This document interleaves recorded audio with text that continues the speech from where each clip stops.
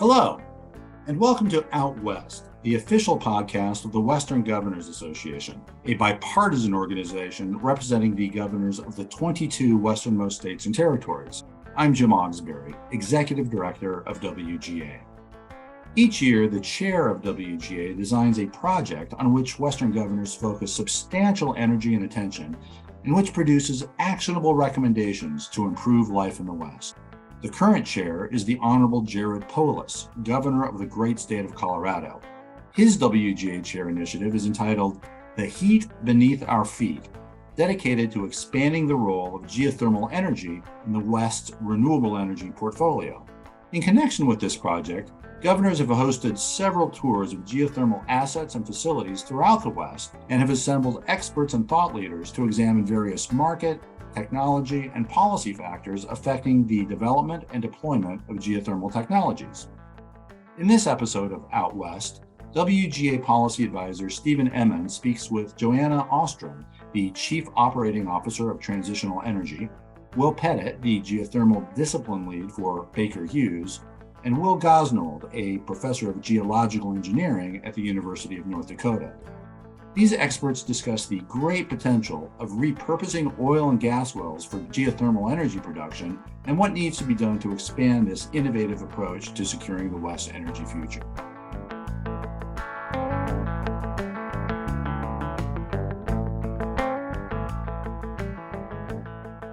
Thank you, Jim.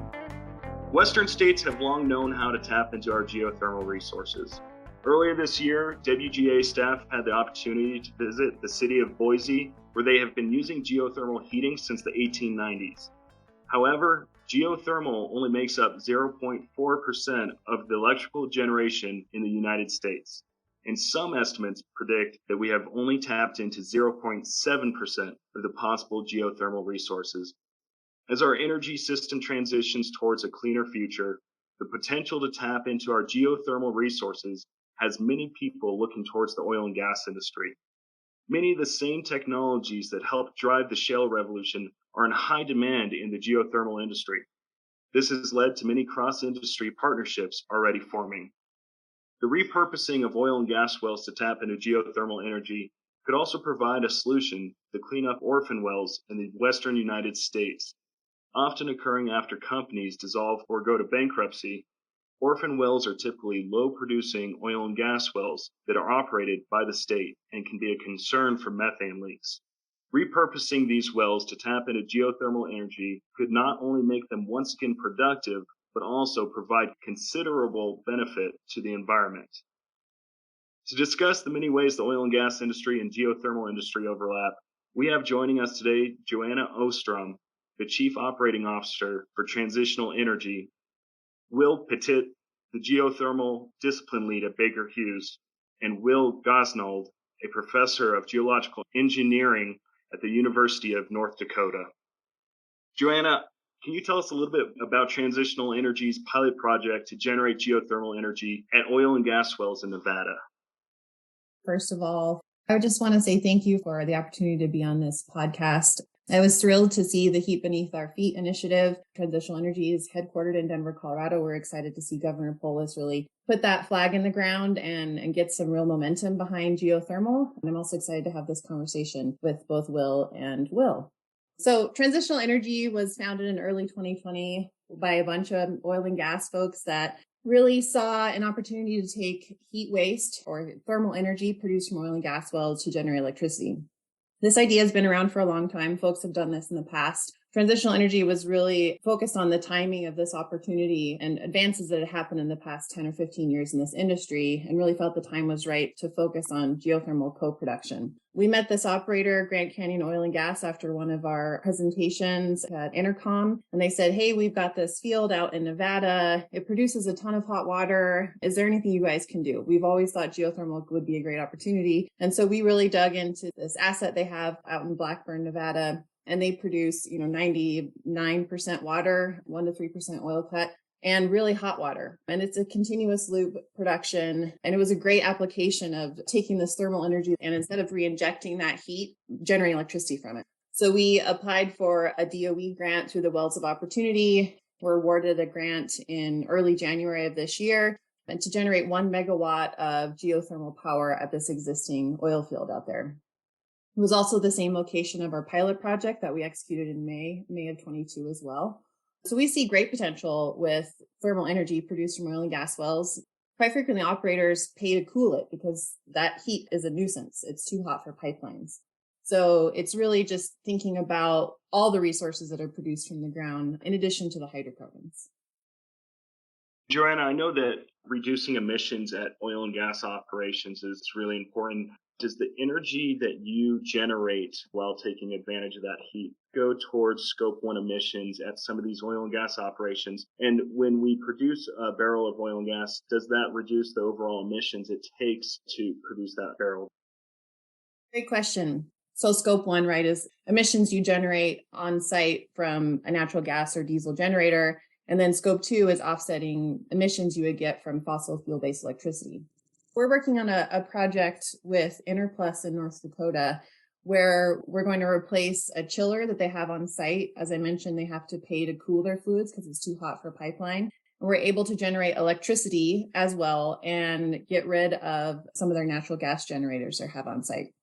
So depending on the location, whether they're connected to the grid or not connected to the grid, we can help with Scope 1 and Scope 2 emissions. Well, that's awesome to hear. I know that a lot of people in Nevada have shown their excitement over this project, and I'm going to be keeping track of it very closely to see how it turns out. My next question I'll send over to Dr. Gosnold. Can you explain the recent project you oversaw in Newtown, North Dakota to repurpose oil and gas wells?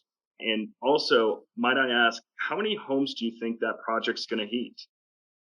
Let me try the last question first. I do not know the exact number of homes that would heat, but it could do the entire town. And we're looking at a population of around 8,000 to 9,000. So that looks pretty good.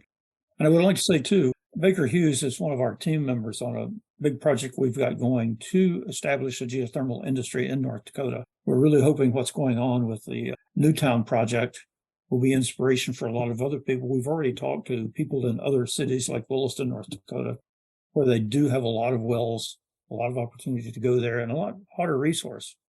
But yes, the idea was Department of Energy student geothermal contest that our students saw and entered, and we were absolutely delighted because we had the right team of people to plan everything about this. Someone who knew about the resource, someone who knew about the oil and gas industry, and someone who could deal with district heating systems.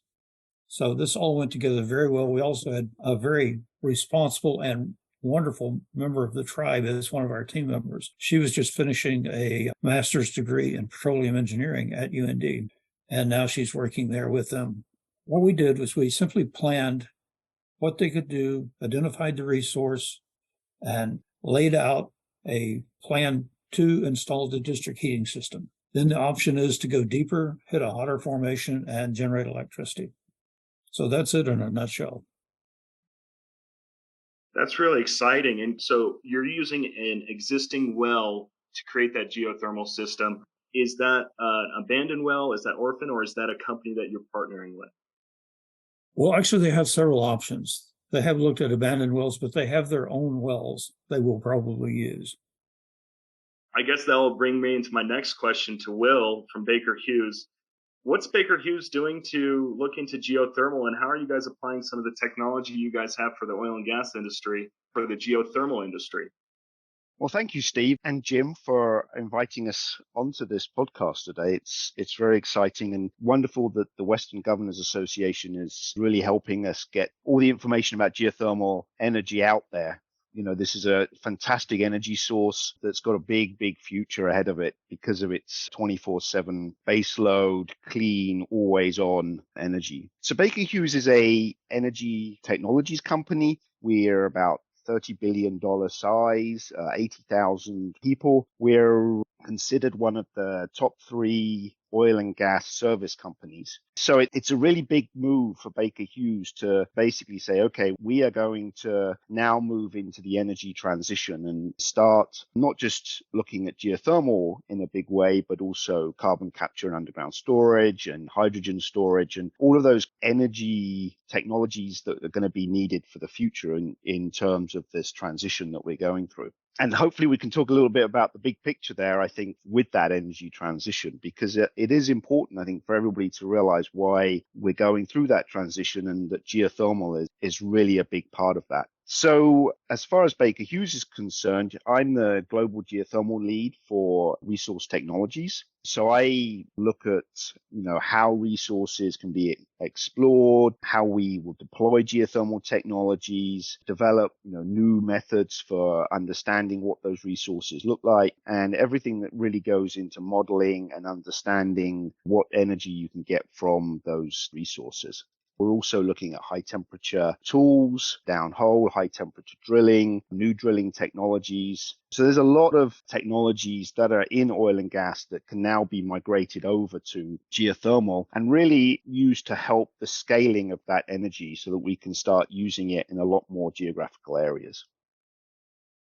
We've heard about heating, how we can use current oil and gas operations to generate electricity. What is the biggest barrier to repurposing more oil and gas operations for geothermal energy, and what could we possibly do to overcome those barriers?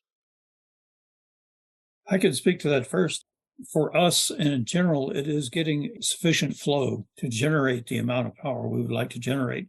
Then you need a lot more information about the formation. We're not necessarily producing water from the same section of any formation as you produce oil and gas, except in a rare case. So you dig in and try to find that out. Will and Joanna have been brilliant to kind of raise the awareness of geothermal energy through this repurposing of oil and gas wells that they're working on. And one of the big challenges is finding the market, right? It's finding the off-takers, it's connecting that energy that you are able to recover from ground in terms of heat into local communities, or using that to generate electricity and connecting that into the grid. So what you have to do is you have to find those off-takers locally to be able to take that energy. And that is the challenge, especially in some of these remote oil and gas areas that have a lot of potential in developing geothermal energy and getting that energy out there to a market.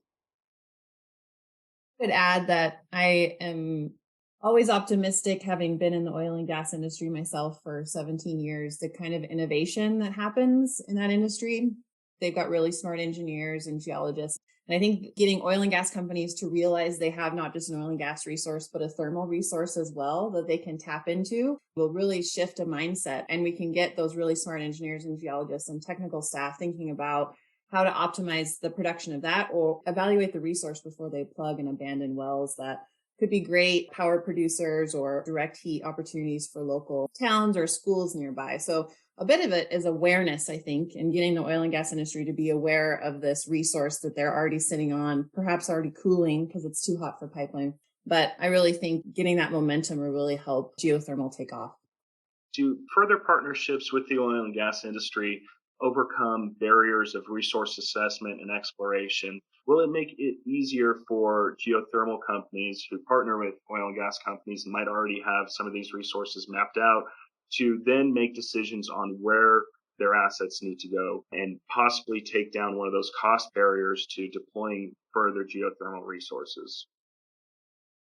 I would agree with that statement. I also think development in low temperature geothermal technology will help drive that as well. So if we can get cheaper, more efficient electrons generated, that'll really help sedimentary basin geothermal really take off, because the cost per kilowatt will go down and it gets more economic and compete with other sources of renewable energy or just other sources of energy out there. Yeah, I think Joanna's really hit on something there. And there's literally hundreds of thousands of oil and gas wells. So, that infrastructure that's already there is fantastic in terms of being able to use that to recover that heat from the ground and then generate energy and get it to people, whether that's in the local area or get it into a transmission system that takes it out. But I think as oil and gas operating companies start getting into the technologies, we're starting to see them driving the process in terms of developing new technologies, so that you're not just using an old well, you're actually re-engineering that well and making it more economical for extracting that heat energy. And we're seeing that being driven, as I say, by the operators, because they're realizing that this is actually going to make a huge impact to their decarbonization goals. So some of those technologies, whether it's milling out the well or extending the well, deviating it to get extra length to it, there's lots of opportunities. And these oil and gas companies are starting to actually pick up on that and realizing that they have to do these kind of resource assessments to understand, okay, well, we have this existing infrastructure.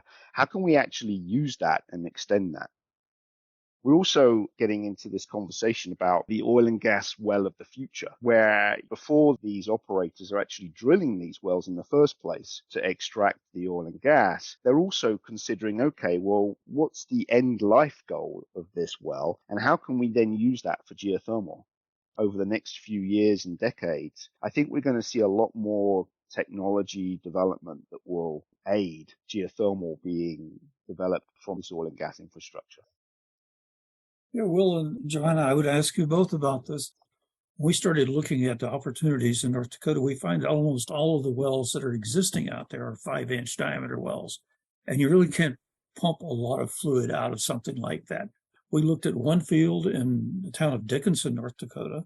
This particular field operates 12 wells, and we did some numbers on it and realized, boy, if we put all of those into water production, we could supply all of the electrical power for that entire town, which would be great.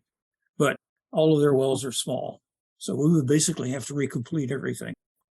Yeah, I think you've touched on one of the problems of getting massive flow rates to get the power generated that's needed. Really, it's all about aggregating flow, which you talked about. You can't get it from one well most of the time, but the beauty of the oil and gas industry is they're now drilling wells on multi-well pads, right? So they're aggregating flow already because that helps their economics for lower LCOE or the operating costs of producing those hydrocarbons. So it's all about aggregating flow and making sure you can maintain the temperature from bottom hole to surface to where you're aggregating flow. And that's the tough nut to crack, right? And that's why we're working on it, and other folks are as well. You bring up something dear to my heart on that. We looked at what was going on in the Bakken. They have 12 and 16 wells per pad. And we said, gee, that's an awful lot. There's not much water in the Bakken, but if they've got that much fluid coming up, we can use the entire fluid stream. So we would put together and say, well, this field is generating so much, we could generate 3 to 4 megawatts for every field. And I just happened to be telling one of my geophysics classes about that. And one of the students was an engineer at the Energy and Environmental Research Center here at North Dakota. He said, I've been going out in the field and I've actually been measuring the temperatures of the oil coming up from the Bakken, and it's never as hot as you say it is. And I thought, oh, that's odd. So I did some modeling and looked at it and realized, sure enough, and then I went back and looked at the production. Yes, those wells will produce a lot of fluid in the first several months. The average production rate is about 0.2 of a liter per second, almost nothing. They cool off before they get to the surface. They have to be pumping at least at 2 liters per second in those wells to get the heat to the surface. So that's it. And you may have run into that as well. Well, yeah, the paradigm is they're trying to produce oil and gas to surface, not hot water, right? So they're not trying to maintain heat. They're not trying to optimize for water production. So as Will talked about, thinking about the well of the future, how do you kind of have your cake and eat it too? So how do you optimize for thermal energy production as well as oil and gas production? Or think about, okay, there's a point where I'm making most of my revenue from oil and gas, but eventually when that decline is tailed out, what can I do to increase revenue? Think about that resource I've already spent millions of dollars to drill to, and then how do I get that resource to surface most efficiently? So yeah, lots of problems to solve and lots of cool applications of different types of technology that transitional energy is working on solving some of those. I really like what Joanna had to say too about sedimentary basins and improving the technology for low temperature resources. That's a big deal. But when you get to energy security, just to bring that in, we can have distributed geothermal energy systems where they just generate, 1 to 10 megawatts or something like that. We could go all along the Missouri River or Lake Sakakawea on into Montana and put a whole series of those things out, and we get like 300 megawatts of power. There's not that much demand for that there, but it could go in. But those are isolated systems that are totally secure. Yeah, and I think Will Gosnell brings up a really good point there in that, when you're talking about geothermal, you're not talking about just electricity generation. You're also talking about heat use. So in the Western states, the geothermal industry has been really successful over 40 or 50 years in developing electricity power generation. So that's the kind of energy that we see day to day. But actually, in other parts of the world, using heat energy just directly is a big source of that decarbonisation and security. So you can look at the classic example of Iceland, for instance, which has, a heating network pretty much throughout Reykjavik and powering hundreds of thousands of homes. And now you can take that energy and also apply it to the eastern side of the US, where there are resources that are really valuable heat resources that can be used for direct heating of communities, industries, and, applicable up and down the East Coast. So, when you look at how the West Coast can export technologies to the East Coast, then geothermal energy is a really good one there. I know that Cornell University and West Virginia University are both doing what Will was talking about there, which is looking at how their campus-wide heating can be supplemented with geothermal energy coming into it. Well, we've gone over a couple of the challenges with repurposing oil and gas wells for geothermal. We've talked about heating, electrical generation, and I alluded to this next topic in my introduction, but I would like to ask you guys about orphaned wells. Now, for those who don't know what an orphaned well is, it's a well that's currently operated by the state, oftentimes in their possession after a bankruptcy or an oil and gas company dissolves, and it usually is low producing. So my one question to you is, as our governors are listening to this podcast, should they be looking to repurpose some of these orphaned wells to geothermal producing wells as we move forward? My answer to that question is yes, definitely. Repurposing is also a very interesting question because, those wells are not just a potential energy source that has to be investigated. Obviously, they have to figure out whether each well can be used and can be optimized to get the heat out of the ground. But also they're a data source. So those wells can be used to examine the subsurface to understand more about the heat flow, the formation at that position. So those orphan wells are incredibly valuable as a data source, as a research tool, as something that can be learned from in the future. So I would definitely encourage the governors to be thinking hard about wells like orphan wells, also wells that are coming to the end of their lifetime, that are in the hands of operating companies. I really like what you said because I really want to go out and try to explain why heat flow varies from place to place in a layer cake sedimentary basin like what we have. And it varies a lot. In some areas, it's 70 milliwatts per meter square. In other areas, it's 40. And you say, this is really odd. It shouldn't be there. I'm pretty sure what it is different radioactivity in the basement rocks. We're pretty sure it's not groundwater flow in that case.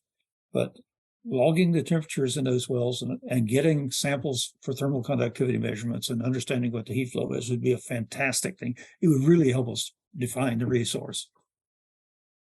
I'm obviously a big advocate of geothermal. I think it's a great energy resource and one that's been ignored for far too long.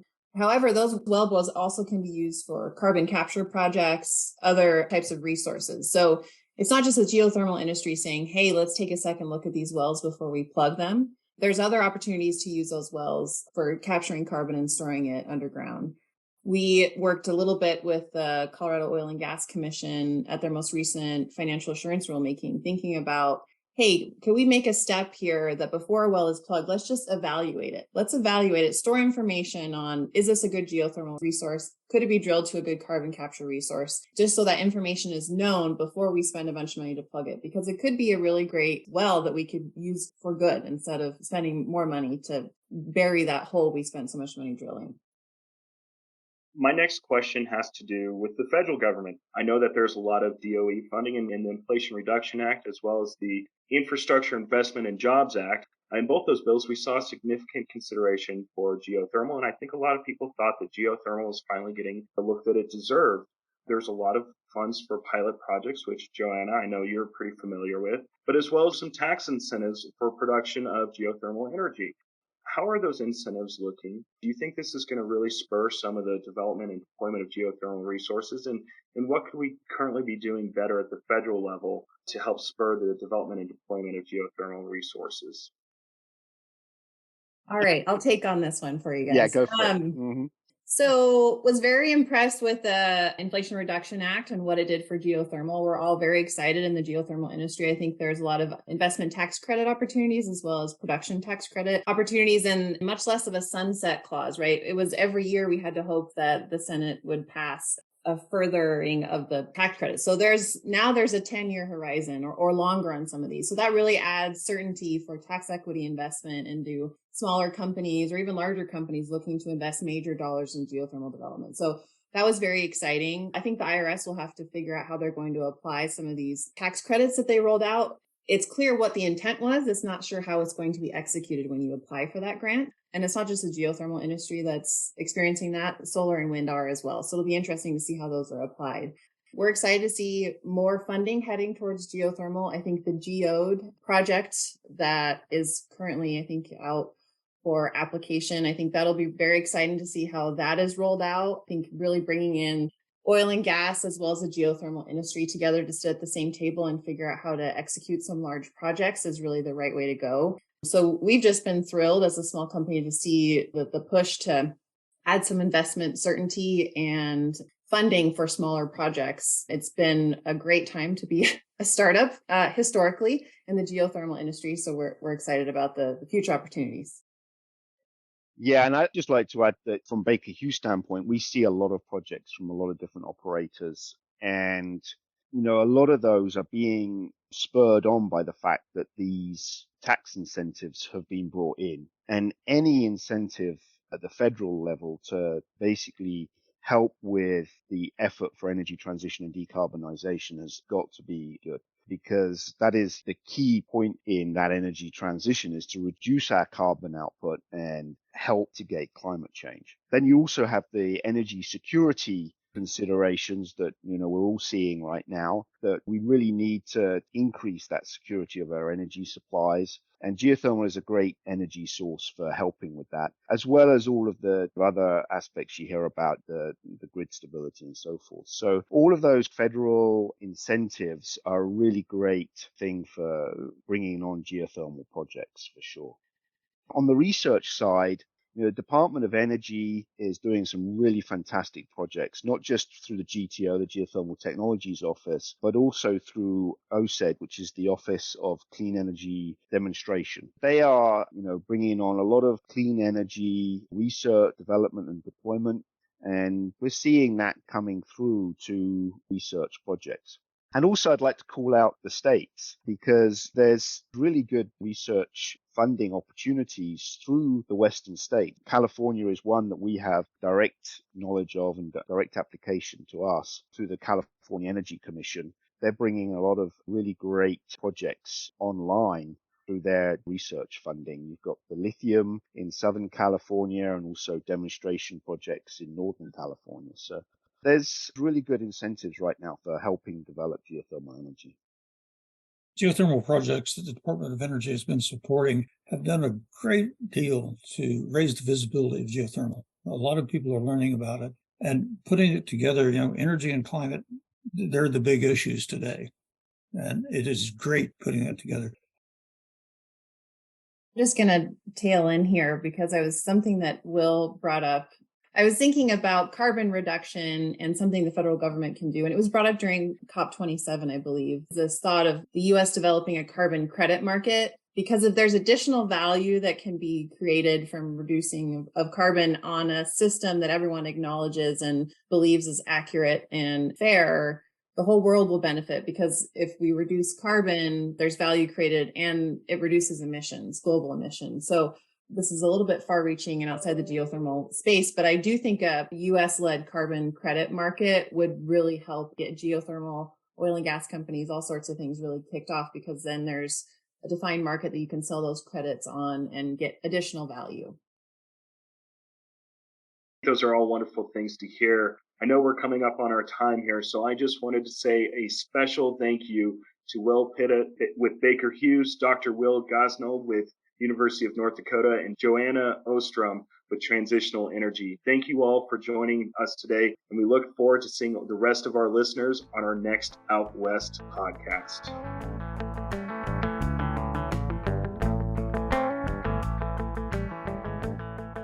Thanks for listening to this episode of Out West, presented by the Western Governors Association. To learn more about our ongoing work on geothermal energy, please visit westgov.org. And be sure to join us next time as we continue to discuss critical issues facing the Western United States. Finally, WGA would like to thank Joanna Ostrom, Will Pettit, and Will Gosnold for sharing their expertise, as well as the Heat Beneath Our Feet initiative sponsors, Oxy, BP, Chevron, ClearPath, Circ Energy, Tri-State Generation and Transmission, Western Governors University, Excel, Deloitte, Halliburton, and Ormat Technologies. Happy trails, everyone.